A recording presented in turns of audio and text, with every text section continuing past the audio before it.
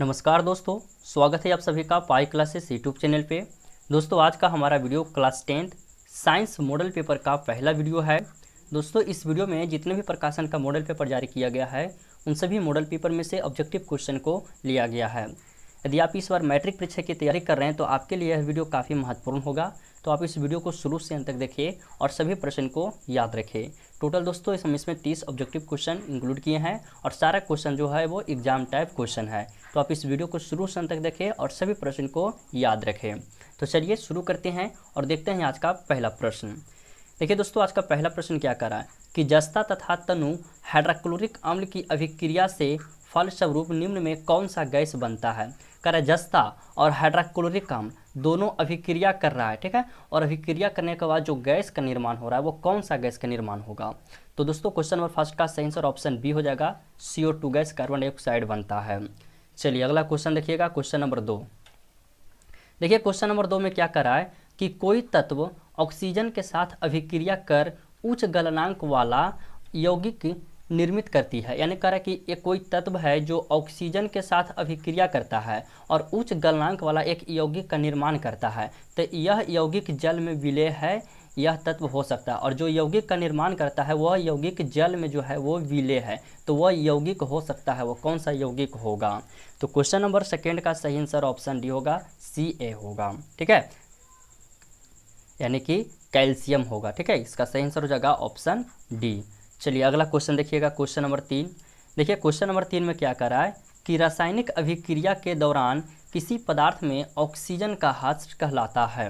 Option देखिए दोस्तों, ए में दिया गया संरक्षण, बी है अपचयन और ऑप्शन सी है उपचयन और ऑप्शन डी में दिया गया है इनमें से कोई नहीं। क्वेश्चन नंबर 3 दोस्तों काफ़ी महत्वपूर्ण प्रश्न है, तो क्वेश्चन नंबर 3 का सही आंसर ऑप्शन सी हो जाएगा, उपचयन कहलाता है, ठीक है, ऑक्सीजन का ह्रास कहलाता क्या है, उपचयन। चलिए अगला क्वेश्चन देखिए, 4 नंबर क्वेश्चन। देखिए क्वेश्चन नंबर 4 में क्या कर रहा है, कह कि जब कोई धातु अपने आसपास अम्ल, आर्द्रता आदि के संपर्क में आती है तब ये संक्षारित होती है और इस प्रक्रिया को कहते हैं। कह रहा कि जब कोई धातु, कोई भी धातु के यहाँ पे बात किया जा रहा है, चाहे वो लोहा हो, एल्युमिनियम हो, वो अम्ल के आसपास, अम्ल आर्द्रता के संपर्क में जब आता है तब ये संक्षारित होता है, तो इस प्रक्रिया को क्या कहेंगे, संक्षारण कहेंगे, संयोजन कहेंगे, संचयन कहेंगे या ऑप्शन डी इनमें से कोई नहीं। तो क्वेश्चन नंबर 4 का सही आंसर ऑप्शन ए हो जाएगा, संक्षारण कहेंगे। चलिए अगला क्वेश्चन देखते हैं, क्वेश्चन नंबर 5। क्वेश्चन नंबर 5 में देखिए क्या करा है कि प्रकृति में पृथ्वी पर ऊर्जा का मुख्य स्रोत है। क्वेश्चन एग्जाम में पूछा गया है, क्या है ऑप्शन में, कोयला, सूर्य, पानी और डी है लकड़ी। तो इनमें जो है प्राकृतिक में पृथ्वी पर ऊर्जा का जो मुख्य स्रोत है वह सूर्य है, यानी इसका सही आंसर ऑप्शन बी होगा, सूर्य। चलिए अगला क्वेश्चन देखते हैं, क्वेश्चन नंबर 6। देखिए दोस्तों क्वेश्चन नंबर 6 में क्या करा है कि नाभिकीय ऊर्जा प्राप्त करने हेतु आवश्यक है। यह भी क्वेश्चन काफ़ी महत्वपूर्ण है। नाभिकीय ऊर्जा प्राप्त करने हेतु आवश्यक है क्या, हीलियम, क्रोमियम, यूरेनियम और ऑप्शन डी एल्युमिनियम। तो क्वेश्चन नंबर 6 का सही आंसर ऑप्शन सी हो जाएगा, यूरेनियम, ठीक है, याद रखिएगा, नाभिकीय ऊर्जा प्राप्त करने हेतु आवश्यक है यूरेनियम, इसका सही आंसर ऑप्शन सी होगा। चलिए आप सभी लोग कमेंट के माध्यम से हमें बताइएगा कि 30 क्वेश्चन में कितना याद था, ठीक ना, वीडियो के लास्ट में। चलिए क्वेश्चन नंबर 7 देखिए। क्वेश्चन नंबर 7 में क्या करा कि निम्नलिखित में से कौन नवीकरणीय ऊर्जा स्रोत का उदाहरण है। 4 ऑप्शन दिया गया है और इनमें से आपको बताना है कि कौन नवीकरणीय ऊर्जा स्रोत का उदाहरण है। ऑप्शन पूछा गया पवन चक्की, जल पंप, विद्युत जनित्र और बायोमास संयंत्र। तो क्वेश्चन नंबर 7 का सही आंसर क्या होगा, सभी स्टूडेंट कमेंट बॉक्स के माध्यम से कमेंट कर बताइएगा इसका सही आंसर क्या होगा, ठीक है। टेस्ट के रूप में दोस्तों यह क्वेश्चन हम आप लोग से पूछ रहे हैं, सभी लोग कमेंट कर बताइएगा क्वेश्चन नंबर 7 का सही आंसर क्या होगा। चलिए क्वेश्चन नंबर 8 देखिएगा। क्वेश्चन नंबर 8 में क्या कर रहा है, देखिए क्वेश्चन नंबर 8 में कर रहा है कि निम्न में से किस देश की पवनों का देश कहा जाता है। ऑप्शन है USA, अमेरिका है, भारत, जापान और डेनमार्क। तो ये 4 देश में से किस देश को पवनों का देश कहा जाता है। तो 8 का सही आंसर ऑप्शन डी होगा, डेनमार्क को कहा जाता है, ठीक है, ऑप्शन डी इसका सही हो जाएगा। चलिए क्वेश्चन नंबर 9 देखिए। क्वेश्चन नंबर 9 में कह रहा है कि सल्फ्यूरिक अम्ल का रासायनिक फार्मूला क्या होगा। 4 फार्मूला दिया गया दोस्तों, सॉरी 3 फार्मूला, इसमें 2 दिया गया है। पूछा गया कि इनमें से जो कौन फार्मूला है वो सल्फ्यूरिक अम्ल का है। तो इसका सही आंसर ऑप्शन ए हो जाएगा, H2 SO4 या सल्फ्यूरिक अम्ल का फार्मूला है। ठीक है, याद रखिएगा ऑप्शन ए क्वेश्चन नंबर 9 का सही होगा। सॉरी दोस्तों, अगला क्वेश्चन देखिएगा क्वेश्चन नंबर 10। देखिए क्वेश्चन नंबर 10 में क्या करा कि जल गैस भाप अंगार गैस, जिसे हम लोग भी कहते हैं जल गैस का ही भाप अंगार गैस कहा जाता है, ठीक ना। इसका रासायनिक फार्मूला क्या होगा, सभी लोग बताइएगा।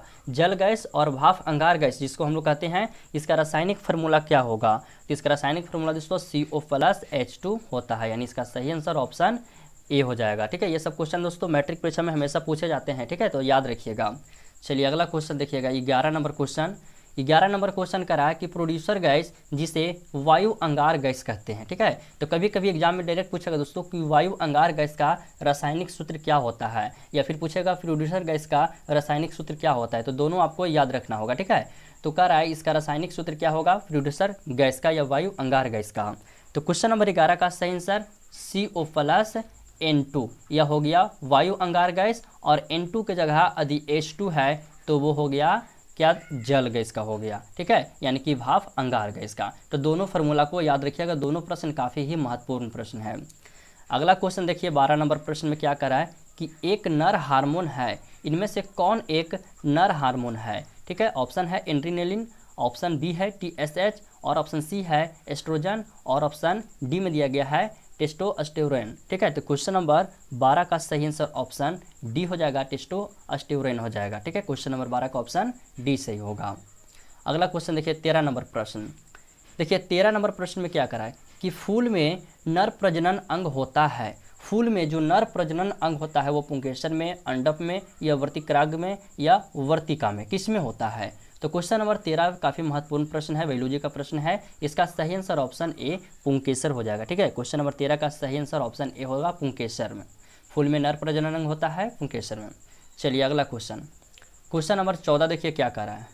14 नंबर प्रश्न में कह रहा है कि कौन सी ग्रंथि अंतःस्रावी और बहिःस्रावी दोनों है, गुर्दा ग्रंथि, यकृति, या एड्रिनल। ऑप्शन डी है अग्नाशय। इनमें से कौन सी ग्रंथि जो है वो ग्रंथि अंतःस्रावी और बहिःस्रावी दोनों है। क्वेश्चन काफ़ी महत्वपूर्ण है। तो क्वेश्चन नंबर 14 का सही आंसर ऑप्शन डी हो जाएगा, अग्नाशय हो जाएगा। ठीक है, चलिए अगला क्वेश्चन 15 नंबर क्वेश्चन देखिएगा। 15 नंबर प्रश्न दोस्तों मैट्रिक परीक्षा में पूछा गया प्रश्न है, याद रखिएगा कि उड़हल किस प्रकार का फूल है। ऑप्शन है द्विलिंगी, एकलिंगी, दोनों, और ऑप्शन डी इनमें से कोई नहीं। दोस्तों हम सभी को आप लोग को बताए थे द्विलिंगी किसे कहते हैं, एकलिंगी किसे कहते हैं। ठीक है, द्विलिंगी जिसमें मादा और ये आपका नर दोनों रहता है वो द्विलिंगी उसे कहते हैं। ठीक है, हम पिछले वीडियो में इस पर पूरा फुल डिस्कस किए थे। तो आपको बताना है कि इनमें से कौन जो उड़हल जो फूल है वो कौन लिंगी है, द्विलिंगी है या एक लिंगी है। तो क्वेश्चन नंबर 15 का सही आंसर ऑप्शन ए हो जाएगा, द्विलिंगी है। ठीक है, हम आपको गुलहड़ हो गया, उड़हल हो गया, सरसों फूल, ये सब जो है द्विलिंगी में आता है। चलिए अगला क्वेश्चन देखिएगा 16 नंबर प्रश्न। 16 नंबर प्रश्न में देखिए क्या करा है कि स्त्रियों में कौन सा लिंग गुणसूत्र होता है, स्त्रियों में पूछा गया है। ऑप्शन है XY गुणसूत्र, XX गुणसूत्र, YX गुणसूत्र, और YY गुणसूत्र। तो दोस्तों स्त्रियों में जो है वो XX गुणसूत्र होता है, और पुरुष में XY गुणसूत्र होता है। तो दोनों प्रश्न को आपको याद रखना होगा। स्त्रियों में यदि पूछेगा तो XX होगा, पुरुष में पूछेगा तो XY होगा। ठीक है, चलिए अगला question 17 number question. 17 number question भी एग्जाम में पूछा गया है, कह रहा है कि कीटों के पंख और चमगादड़ के पास किस तरह के अंग हैं। कीटों और के पंख जो है और चमगादड़ के पास जो पंख है वह किस तरह के अंग है। ऑप्शन है समजात अंग, अवशेषी अंग, समवृत्ति अंग, ऑप्शन डी इनमें से कोई अंग नहीं। तो क्वेश्चन नंबर 17 का सही आंसर क्या होगा, गेस कीजिए और बताइए सभी लोग कमेंट बॉक्स के माध्यम से किसका सही आंसर क्या होगा। क्योंकि दोस्तों ये भी क्वेश्चन हम पहले बता चुके हैं। तो इस वीडियो में टोटल हम आपसे 2 प्रश्न पूछे हैं। 2 प्रश्न में आशा करते हैं दोस्तों आप लोग 2 का 2 ही सही बताइएगा। तो सभी लोग बताइएगा क्वेश्चन नंबर 17 का सही आंसर क्या होगा। ये सब प्रश्न दोस्तों एग्जाम में पूछा गया प्रश्न है, सभी प्रश्न क्वेश्चन बैंक से भी लिया गया, ठीक ना। तो सभी लोग कमेंट बॉक्स के माध्यम से 17 नंबर का सही आंसर बताइएगा। चलिए अगला क्वेश्चन देखिए 18 नंबर क्वेश्चन। 18 नंबर में क्या करा कि प्रतिरोध का SI मात्रक क्या है। यह सभी प्रश्न एग्जाम में पूछा गया है। तो प्रतिरोध का SI मात्रक ओम और विद्युत धारा का SI मात्रक एम्पियर। तो दोनों प्रश्न यहाँ से याद रखिएगा। प्रतिरोध पूछेगा तो इसका हो जाएगा ओम, और विद्युत धारा पूछेगा SI मात्रक उसका तो एम्पियर हो जाएगा। ठीक है, दोनों प्रश्न को याद रखना है। चलिए क्वेश्चन नंबर 19 देखिए। क्वेश्चन नंबर 19 में कह रहा है कि 1 वोल्ट कहलाता है? 1 वोल्ट जो है वो क्या 1 जूल सेकेंड कहलाता है, या 1 जूल कूलम कहलाता है, या 1 जूल एम्पियर कहलाता है? और ऑप्शन डी है इनमें से कोई नहीं, कुछ नहीं कहलाता है। तो क्वेश्चन नंबर 19 का सही आंसर ऑप्शन बी होगा, 1 जूल कूलम कहलाता है। 1 वोल्ट जो है वह 1 जूल कूलम कहलाता है। 19 का 20 सही हो जाएगा। अगला क्वेश्चन देखिए, क्वेश्चन नंबर 20। क्वेश्चन नंबर 20 में कह रहा है कि निम्नलिखित में से कौन विद्युत विभवांतर का SI मात्रक है? विभवांतर का इस मात्रक सभी को पता होगा दोस्तों कि विभवांतर का SI मात्रक क्या होता है। तो क्वेश्चन नंबर 20 का सही आंसर ऑप्शन सी होगा, वोल्ट होगा। चलिए अगला question, question number 21। Question number 21 कह रहा है कि मानव नेत्र जिस भाग पर किसी वस्तु का प्रतिबिंब बनता है वह भाग कौन है? कॉर्निया है, परितारिका है, पुतली है, या दृष्टि पटल है? क्वेश्चन काफ़ी महत्वपूर्ण है। इसका सही आंसर ऑप्शन डी हो जाएगा, दृष्टि पटल पर। ठीक है, मानव नेत्र में हमारे आँख में जिस भाग पे वस्तु का प्रतिबिंब बनता है वो दृष्टि पटल, जिसको हम लोग रेटिना कहते हैं। ठीक है, तो रेटिना ऑप्शन में रहे, दृष्टि पटल, दोनों सेम ही होता है। ठीक है, तो याद रखिएगा, दोनों को कन्फ्यूज नहीं करना है। अगला क्वेश्चन देखिए, 22 नंबर क्वेश्चन।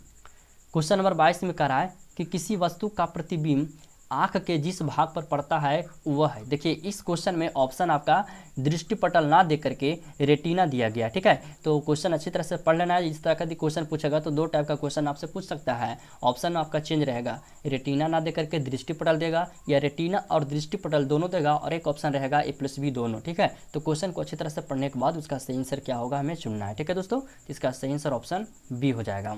और देखिए तो अभी आप लोग का एग्जाम का डेट जारी कर दिया गया है, तो बेहतर होगा कि जितने भी एग्जाम टाइप का क्वेश्चन आपके पास है बुक में उन सभी क्वेश्चन को सॉल्व करें। ऑब्जेक्टिव क्वेश्चन है तो उसे याद करें, और क्वेश्चन बैंक पर दोस्तों फोकस करें, क्योंकि ज़्यादा प्रश्न मैट्रिक परीक्षा में हमेशा क्वेश्चन बैंक से पूछे जाते हैं। तो हम आपको क्वेश्चन बैंक का भी सॉल्यूशन करा देंगे। मैथ का होगा, साइंस, फिजिक्स, केमिस्ट्री जो भी होगा, जितने भी चैप्टर है सभी का क्वेश्चन बैंक सोल्यूशन करा देंगे, और एग्जाम टाइप क्वेश्चन भी आप लोग को आज से स्टार्ट कर दिए हैं। ठीक है, चलिए क्वेश्चन नंबर 23 देखिए। 23 नंबर प्रश्न में क्या कर रहा है कि मानव नेत्र में किस प्रकार का लेंस पाया जाता है? मानव नेत्र में जो लेंस रहता है वो किस प्रकार का लेंस रहता है? उत्तल लेंस, अवतल लेंस, वलयाकार, या बाइफोकल लेंस? तो 23 नंबर का सही आंसर ऑप्शन ए हो जाएगा, उत्तल लेंस रहता है। मानव नेत्र में कौन सा लेंस? उत्तल लेंस रहता है। अगला क्वेश्चन देखते हैं, क्वेश्चन नंबर 24। क्वेश्चन नंबर 24 कह रहा है दोस्तों कि लघु पथन के समय परिपथ में विद्युत धारा का मान होगा, यानी कि शॉर्ट सर्किट के समय जो परिपथ में विद्युत धारा का मान होता है वो क्या बहुत अधिक होता है, बहुत कम होता है, या 3 एम्पियर हो जाता है, या 4 एम्पियर हो जाता है? तो 24 का सही आंसर ऑप्शन ए हो जाएगा, बहुत अधिक होता है शॉर्ट सर्किट के समय परिपथ में विद्युत धारा का मान। 25 नंबर प्रश्न देखिए।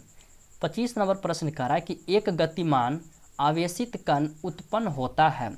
एक गतिमान आवेशित कण जो है वो केवल चुंबकीय क्षेत्र में उत्पन्न होता है, या केवल विद्युत क्षेत्र में उत्पन्न होता है, या चुंबकीय व विद्युतीय क्षेत्र दोनों में उत्पन्न होता है? और ऑप्शन डी है इनमें से कोई नहीं। तो 25 का सही आंसर ऑप्शन सी, चुंबकीय व विद्युतीय क्षेत्र दोनों में उत्पन्न होता है। ठीक है, तो 25 का सही आंसर ऑप्शन सी होगा। आगे बढ़िए, 26 नंबर प्रश्न देखिए। 26 नंबर प्रश्न में कह रहा है कि विद्युत धारा उत्पन्न करने की युक्ति को क्या कहते हैं? जिस उपकरण से विद्युत धारा उत्पन्न किया जाता है उसे क्या कहते हैं? जनित्र कहते हैं, गैल्वेनोमीटर कहते हैं, एमीटर कहते हैं, या मोटर कहते हैं?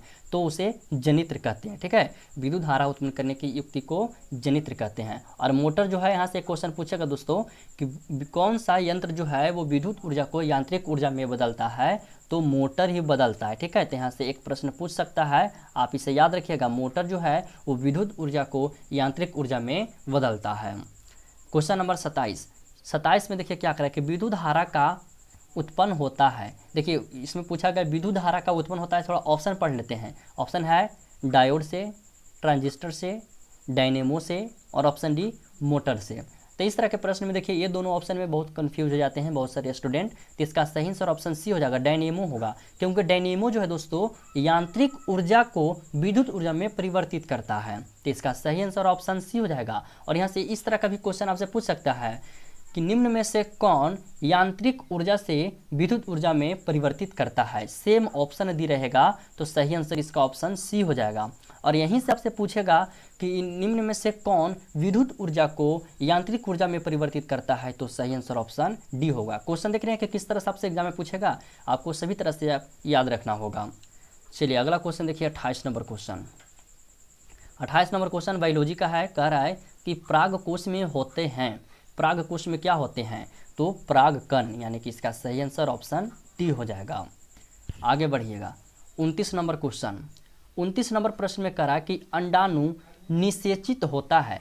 अंडाणु जो है दोस्तों वो निषेचित कहाँ, योनि में होता है, गर्भाशय में होता है, फ्लोपियन नालिका से होता है, या अंडा से होता है, अंडाशय से होता है। ठीक है, तो क्वेश्चन नंबर 29 का सही आंसर क्या होगा, सभी लोग बताइएगा दोस्तों। अंडाशु निषेचित होता है, तो इसका सही आंसर हो जाएगा क्वेश्चन नंबर 29 का ऑप्शन सी, फेलोपियन नालिका से होता है। ठीक है, याद रखिएगा अंडाणु निषेचित होता है फेलोपियन नालिका से। आगे बढ़िए क्वेश्चन नंबर 30 देखिए। 30 में क्या करा है कि शुक्राणु का निर्माण होता है, कहाँ होता है, किस में होता है, वृष्ण में होता है, गर्भाशय में होता है, अंडाशय में होता है, या इनमें सभी में होता है। तो क्वेश्चन नंबर 30 का आंसर ऑप्शन ए, वृष्ण में होता है। ठीक है, शुक्राणु का निर्माण वृष्ण में होता है। दोस्तों ये 30 प्रश्न में कोई भी प्रश्न में आपको दिक्कत हुआ हो तो आप हमें कमेंट के माध्यम से बता सकते हैं। वीडियो के डिस्क्रिप्शन में व्हाट्सएप लिंक दिया गया है, आप हमें व्हाट्सएप पे क्वेश्चन का स्क्रीनशॉट लेकर शेयर करें, हम आपको जो भी कंफ्यूज होगा वो कंफ्यूज आपको दूर कर देंगे। ठीक है दोस्तों, तो जो भी क्वेश्चन में दिक्कत हो आप हमें जरूर कमेंट करके पूछें, व्हाट्सएप पे मैसेज करके जरूर पूछें। और इसका PDF डाउनलोड यदि आप लोग करना चाहते हैं तो उसका भी लिंक हम इस वीडियो के डिस्क्रिप्शन में दे देंगे, आप सभी लोग जाकर इसका PDF डाउनलोड कर लीजिएगा। ठीक है दोस्तों, तो मिलते हैं अगले वीडियो में। वीडियो पसंद आया हो तो वीडियो को लाइक कीजिए, चैनल पर पहली बार आए हैं तो चैनल को सब्सक्राइब कर लीजिए, ताकि आपको इसी तरह हर एक मैट्रिक परीक्षा का नए वीडियो का नोटिफिकेशन समय से मिलता रहे। तो धन्यवाद, मिलते हैं अगले वीडियो में।